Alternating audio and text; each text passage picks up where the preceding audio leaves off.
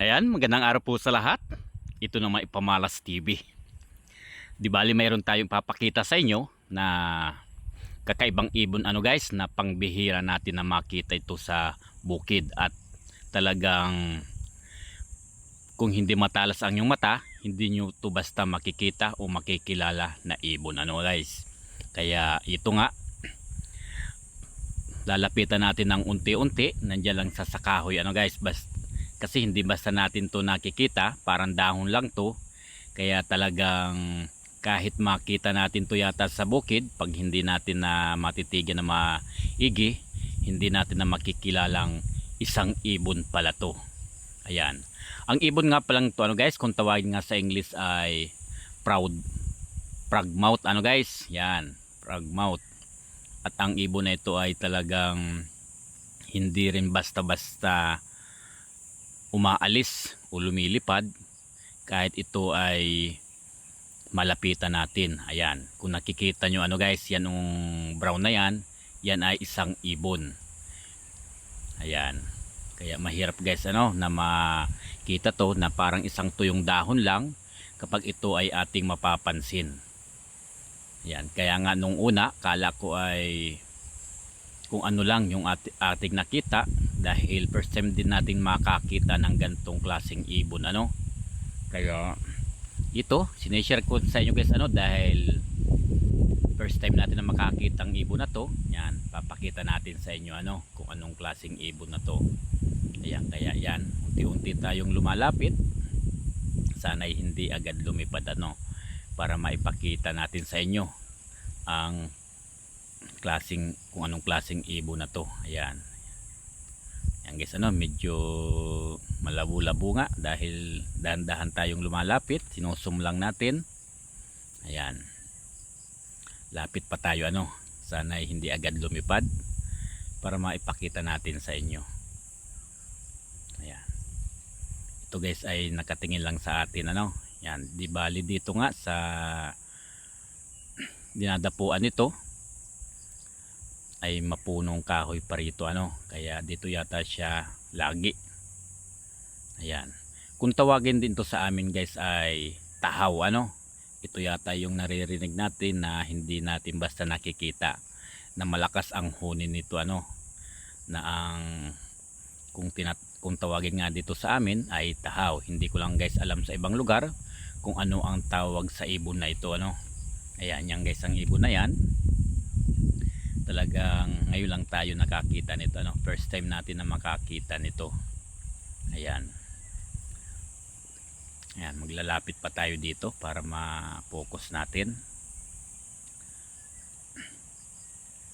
Kaya siguro guys talagang hindi basta-basta to nakikita dahil sa kanyang itsura na parang dahon lang siya at hindi rin siya gumagalaw gaya ng ibang ibon. Kapag nakakita ng tao ay kahit malayo ay lumilipad na. Ito naman ang pagkakaiba niya, kahit nalapitan na natin siya ay hindi pa rin siya umaalis. Ayan guys, di bali ang hirap mapokus. Kinukunan nga natin dito yung puno na kanyang dinadapuan Ayan, di bali unti-unti lang tayong lumalapit para hindi agad lumipad. Ayan,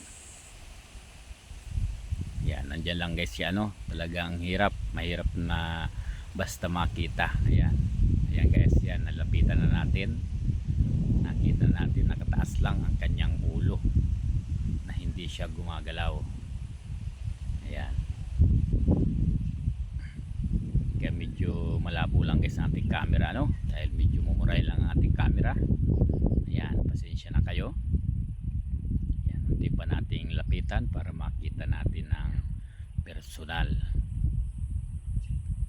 Yan, ayan guys di bali natatabunan siya ng kunting dahon kaya hindi natin na mapokus na maigi.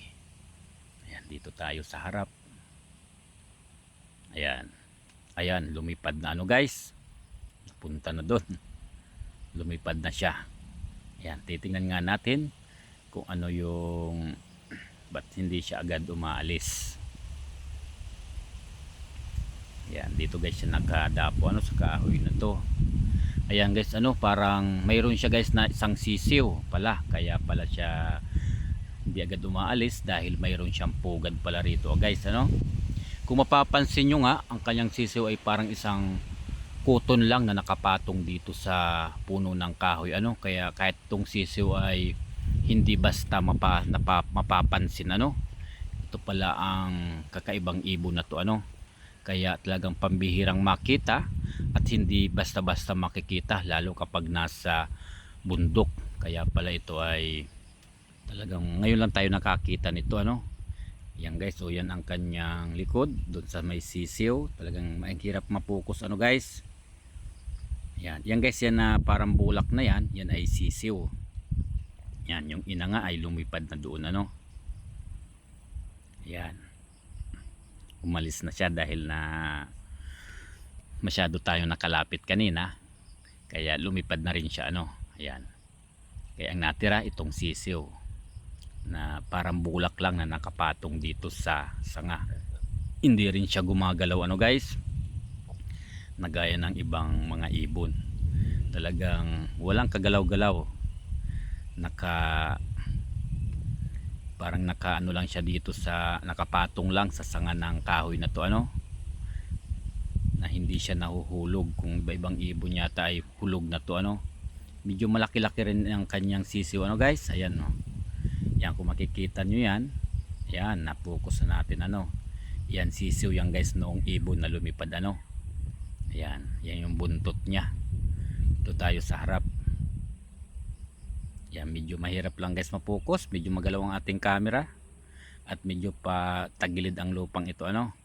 Yan, ito naman guys ang kanyang ulo. Yan, medyo blurred pa, mahirap natin. Yan, yan, luminaw ng konti. Yan, ang hirap lagang ipokus, ano guys. Yan, yan guys yung kanyang ulo ng frogmouth na to. Talagang wala siyang kagalaw-galaw, ano guys. Ito pala ang ugali ng ibon na to. Kaya talagang bihira natin na makita to. Kung hindi natin malapitan, hindi natin mapapansin na isang ibon pala to. Yan, nakakatuwa na naman guys, ano, dahil nakakita tayo ng ganitong klaseng ibon na sa huni ko lang ito naririnig, ano. Pero sa personal, ito nga nakakita na tayo at mayroon pang sisiw o isang sisiw lang guys ang kanyang anak, ano. Ayan, nakapatong lang dito, hindi siya nahulog. Ayan na guys. Ayan, maraming salamat po sa inyong panonood. Kung nagustuhan nyo guys ang ating video, ayan, paki-share na lang guys at paki-follow na lang ating channel at marami pong salamat sa inyong panonood. Hanggang dito na lang po ang Ipamalas TV. Bye bye!